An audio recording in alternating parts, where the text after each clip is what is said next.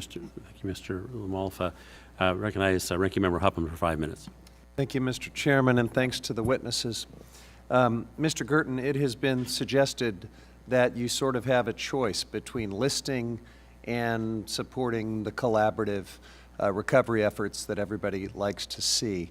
But in fact, when you make a listing rule, as you did in the case of the lesser prairie chicken, you can integrate habitat conservation plans and candidate conservation agreements with assurances and things like that into the rule. And in fact, Fish and Wildlife did that in the case of the lesser prairie chicken. Am I missing something? Thank you for your question, Congressman.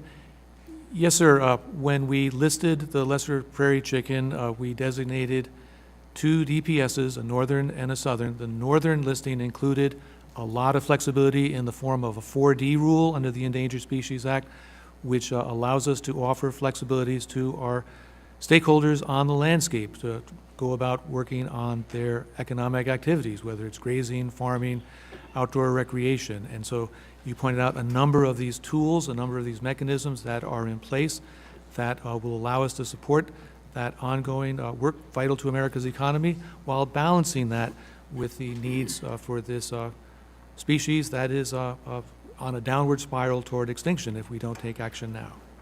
Thank you. Professor Fishman, appreciate your testimony about why applying the Congressional Review Act to the Endangered Species Act is so problematic.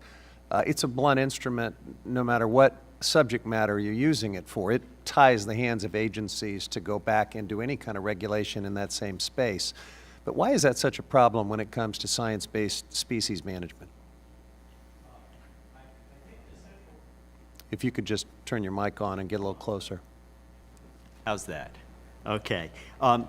The problem, as you say, comes with the restriction of congressional disapproval prohibiting the agency subsequently from making a substantially the same or substantially in the same form rule.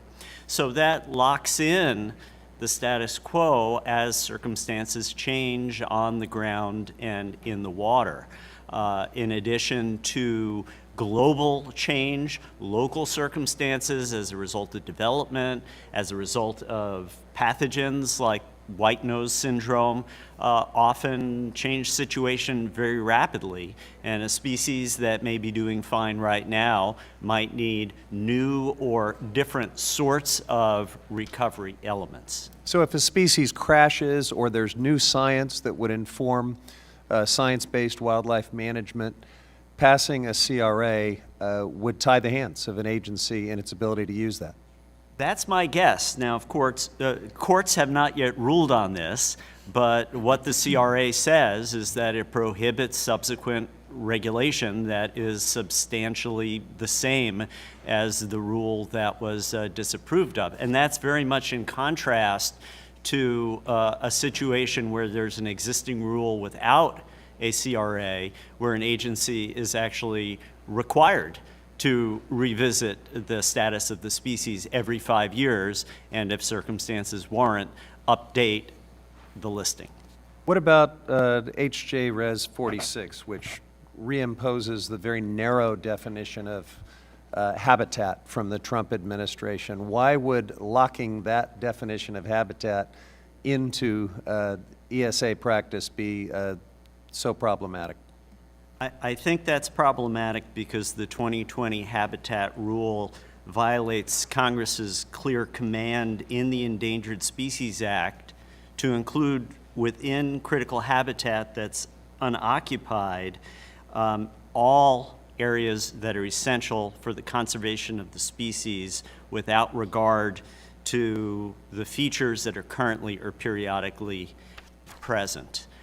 In other words, the CRA would lock into the Code of Federal Regulations a rule that I think courts would likely overturn as being contrary to the clear text of the Endangered Species Act. And sometimes species move into unoccupied habitat. Sometimes you need to restore habitat that is maybe currently not suitable if you're serious about recovering a species. Is that fair to say?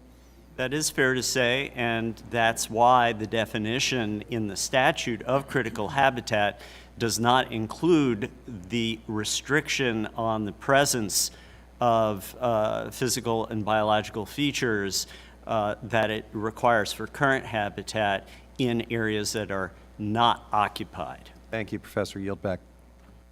Thank you. Congresswoman Luna is recognized for 5 minutes. Can you guys hear me? Okay. I just want to note that this has been a topic that has come